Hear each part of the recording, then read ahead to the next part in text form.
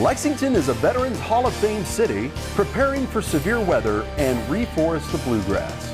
This and more up next on this week's edition of Lexington Now.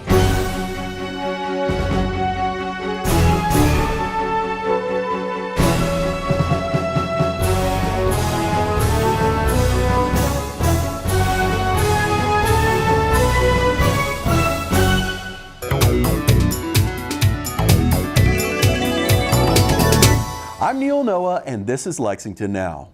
Lexington has been designated a Veterans Hall of Fame city. We were there for the announcement. Well, thanks everybody for joining us this morning. I want to welcome our council members first. Of course, Councilmember James Brown. We'll hear more from James Brown in just a minute.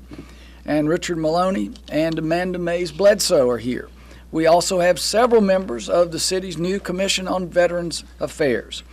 And Councilmember James Brown will be sharing some information about that in just a few minutes. Today we are here at the Lexington Veterans Center to make some exciting announcements. I would like to thank the mayor and all his entourage that are here today in support of our veterans. I'd like to also tell you a little about the program. Lexington Vet Center, what it does is supports combat veterans coming back from combat, and it helps those folks reassimilate into society to be a great part of society and a great part of their community. We also work with those folks that are reeling from military sexual trauma. We work with those folks that are coming back with a lot of challenges. So a lot of these programs that we're talking about right now, this program specifically, Mayor, has to do with taking these folks that have given so much for their country and continue to give for their country and bringing them back and getting them assimilated back into life so they can be a functional part of society. And what we glean from that is we're having so much success. We're covering 82 of your counties in Kentucky right now. We got 25 sites in the communities in these different counties, and we're out there right now. We have over 500 veterans that we're working with currently. So, and this right here at Lexington is the hub, and we're really excited about the fact of this new initiative, and we appreciate it. Thank you, sir. Thank you, sir. Thanks. Today we're excited to announce that Lexington has been designated a Kentucky Veterans Hall of Fame city. That was an applause line, folks. Kentucky, once again, a Kentucky Veterans Hall of Fame city. Now this designation comes with some obligations and expectations, of course, some responsibilities. And we intend to live up to every one of them. Things like always supporting and showing gratitude to our military veterans and to assisting their families.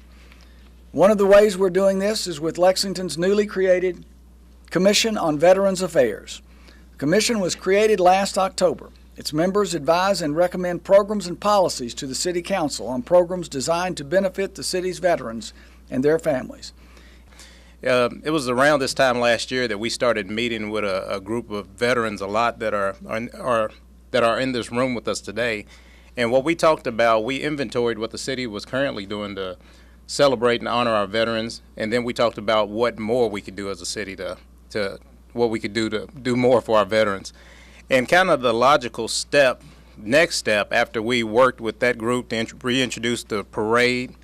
And then we had made contact with the Kentucky Veteran Hall of Fame nonprofit that had decided to bring their 3-day celebration to Lexington, was to start a commission to continue to strengthen that relationship between the city and our veterans. So that's one of the reasons that we're here today, is to announce and try to encourage others to sign up and be a part of this veteran commission. To be inducted into the hall, we're looking for people who have served in the military with distinction and have had a DD-214. They have an honorable discharge from the military. And they have gone on after their military experience to do some incredible things to serve their community, their state, their nation. And those are the people who are being inducted into the hall. We have about 100 people currently in the halls. Reverend Thurman is one of those inductees. And we will induct about 25 more this fall.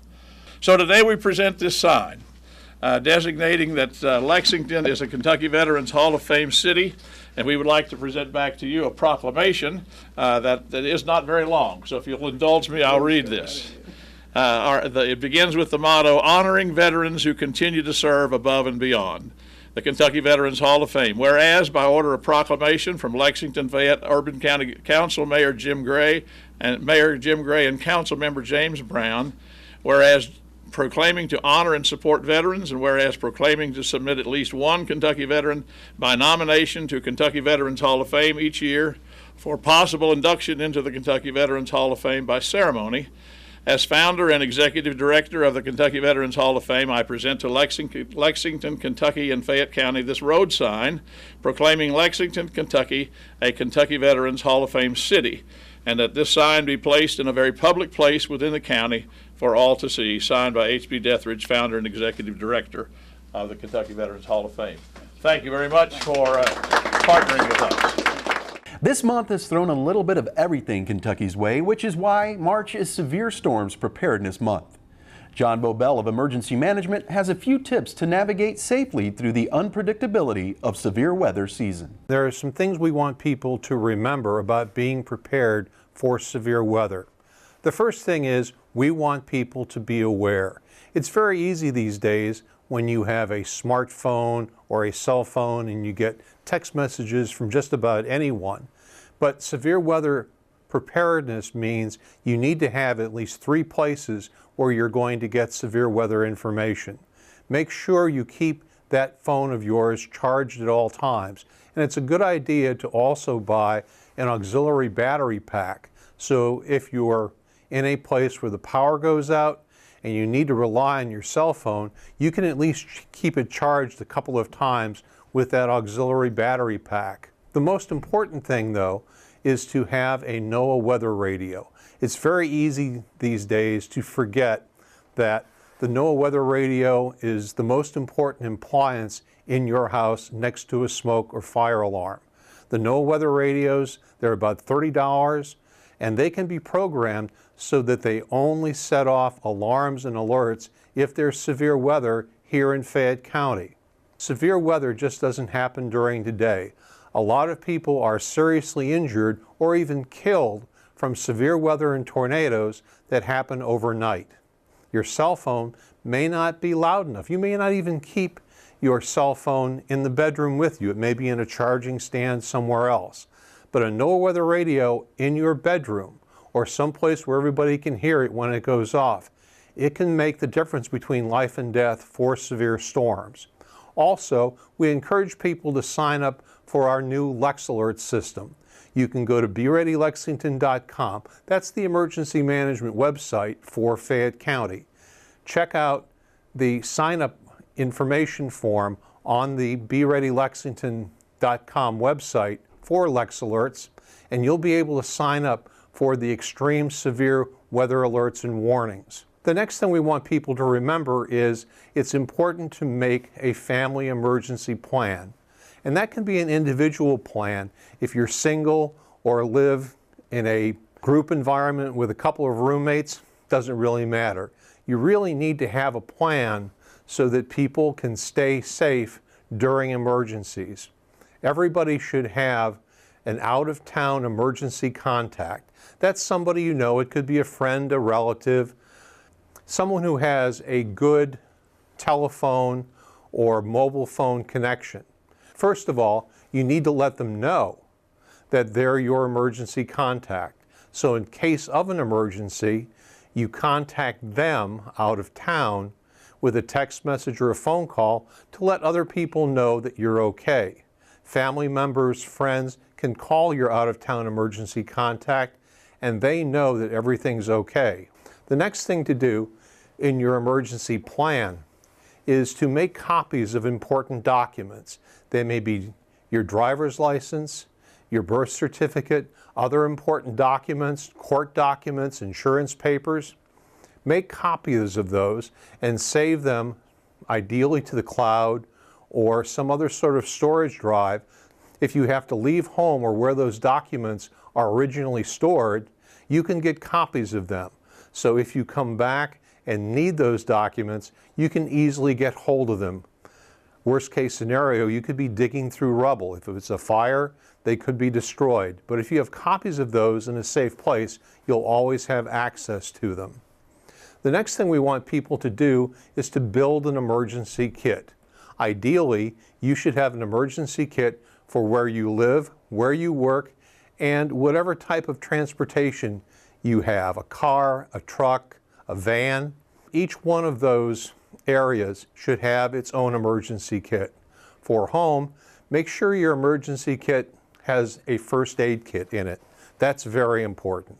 A battery-operated AM/FM radio, also a good thing to have. Flashlights with extra batteries so that if the power goes out, you have a way to see in the dark. At least 3 days worth of food and water, so that if for some reason you can't get out of your home, if it's a blizzard or some other type of storm that prevents you from getting out, that you can be self-sufficient for at least 72 hours, at least 3 days. Finally, we want people to get involved with being prepared for emergencies. Take a class in first aid or CPR. Here at Emergency Management, we have our Community Emergency Response Team. They take 9 weeks worth of classes where they learn some advanced first aid, some fire and rescue. They learn about firefighting. They learn how to organize in a neighborhood in case of an emergency, because it's important to know that if we were to have a tornado or other violent storm here in Lexington, firefighters would not necessarily be able to reach all the neighborhoods at the same time. It could take several hours. It could take a day or two. It's important that people have the supplies and the know-how to take care of each other. It's also important that you know your neighbors, know your friends, know people who may need a little extra help during an emergency or a power outage, so that if you know them now, you can reach out, because that's important. Lexington's a very caring community. We've seen that time and time again during the ice storms and other accidents. So it's important that you remember to be aware, make a plan, build a kit, stay informed, and learn a little bit about emergency preparedness. After the break, it's almost time for Reforest the Bluegrass.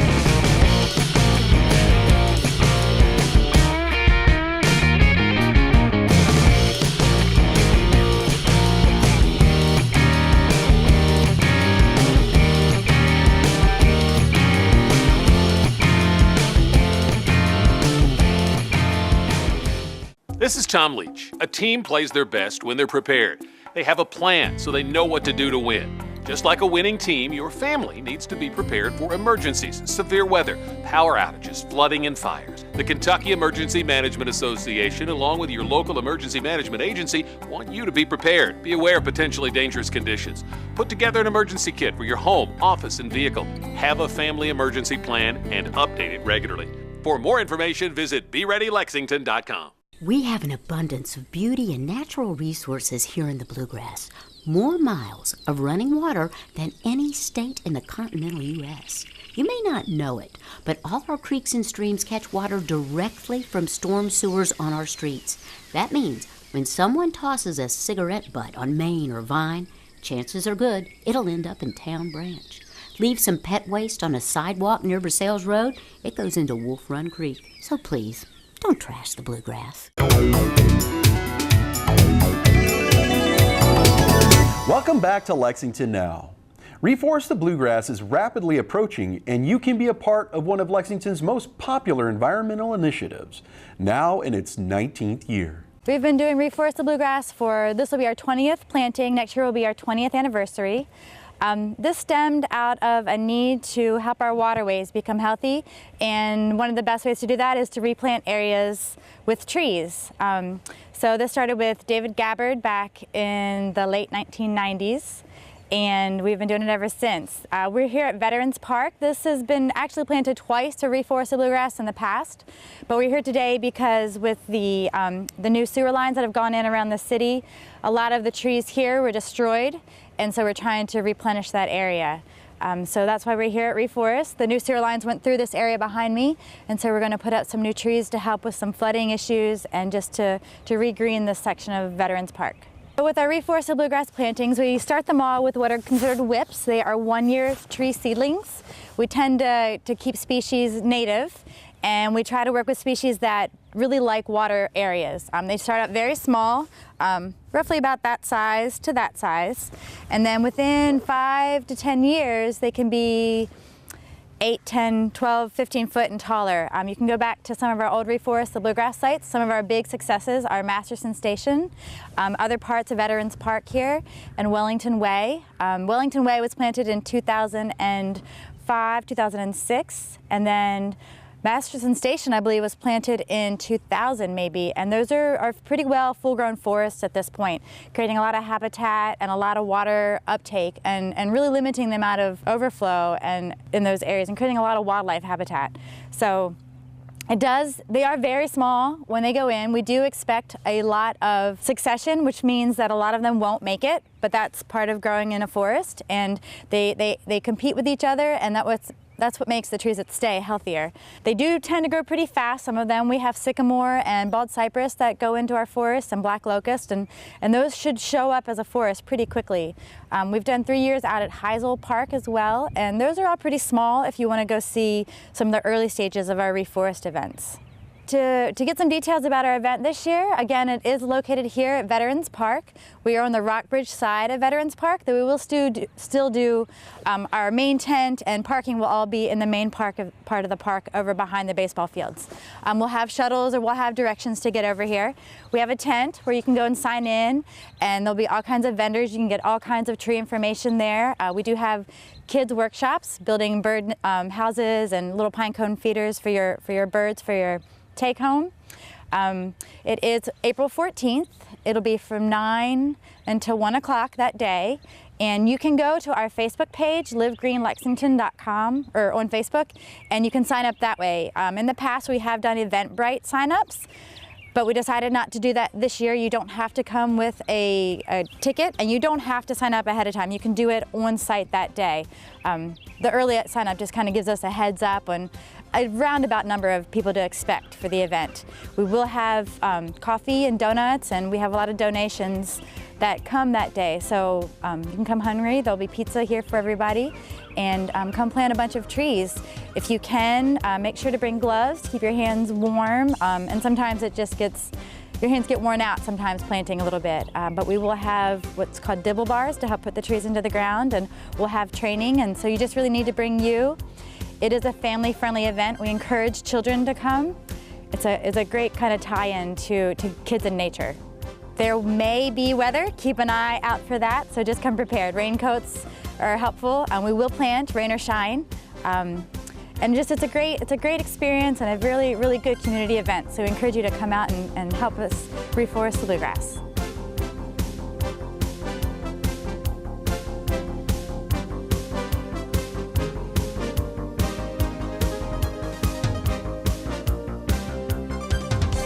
March 31st is the deadline to enroll in the Citizens Environmental Academy. The Academy is designed to educate and inform citizens about the various environmental concerns around them. You may have heard about the Citizens Police Academy and Fire Academy, where a group of citizens is chosen to go through and learn about the police and fire's activities in the city and what they do. Well, we now have the Citizens Environmental Academy, and it will run one Saturday a month from May through October, and you'll learn about all of the different environmental initiatives within this city. We knew that Lexington had a lot to offer as far as environmental initiatives go. So a lot of people don't know, they might know that we recycle and they know how trash collection happens, but they haven't seen what goes on behind the scenes. And they definitely haven't spent a lot of time thinking about the sewer pipes that run under the ground and that are under our roads and houses every day. And they definitely probably don't spend too much time thinking about urban forestry or how we care for our trees that go along roadways and that are in our parks. So this is just an opportunity for people to learn about Lexington's environmental initiatives and also to have a chance to implement their own environmental project in Lexington. Applications are due on March 30th, and we will choose a number of Lexington citizens to go through the Academy. You'll get to do a tour of the wastewater treatment plant and of the recycling center. You'll learn about our urban forestry program and all of the other environmental initiatives that the city has. At the end of the Academy, you'll have 6 months to implement an environmental project that you and your group of other students will choose to do in Lexington. Right now, the first Citizens Environmental Academy is going through their project phase, and there are 5 different projects, and there are a couple of them that have to do with recycling and how to recycle things that aren't accepted through the city system, and also just helping people who have recently moved to Lexington, who are new homeowners, learn more about our recycling program and what we offer. And then we have a Safe Streets project to improve pedestrian safety. And then we have 2 projects that are actually out at McConnell Springs.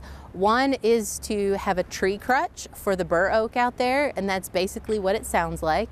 It's a device to help hold up the tree since the bur oak is enormous and getting older, and it just needs some extra help to be stabilized. And the other one is a water project that has to do with the blue hole at McConnell Springs and just restoring the banks around it to improve water quality. And we even provide some funding for the projects so that citizens can really get something great out of it.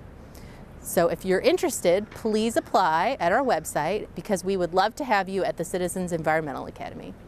Council is on spring break this week, but there are still a couple of meetings on the schedule at Lex TV. The Rural Land Management Board and the Board of Architectural Review, both on Wednesday. As always, you can watch these meetings live as well as our other programming right here on Lex TV channel 185 or on our live stream, and find any meeting archived at lexingtonky.gov/LexTV, or find other programming right here on our YouTube channel at Lex TV. That's all for this edition of Lexington Now. Keep up with us all week long on Twitter, Facebook, and YouTube.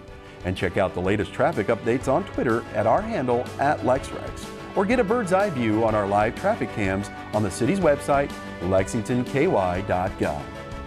For the staff and producers at Lex TV, I'm Neil Noah, and that's it for now.